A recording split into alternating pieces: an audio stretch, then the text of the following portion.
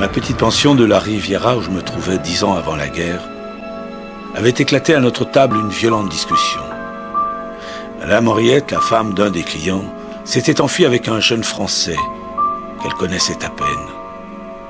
Notre table était unanime à ne voir en ce fait incontestable en apparence qu'une manœuvre perfide du couple amoureux.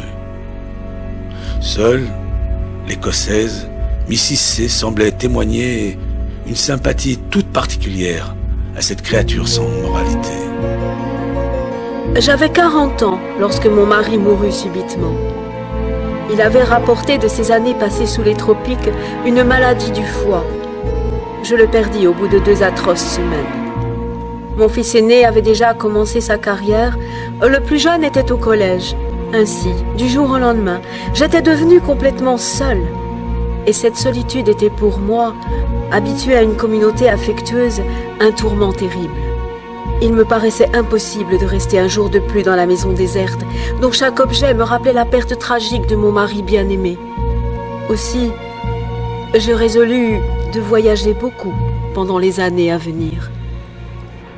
Et c'est là que commencèrent ces 24 heures, qui furent plus émouvantes que tout le jeu du monde et qui bouleversèrent mon destin pour des années.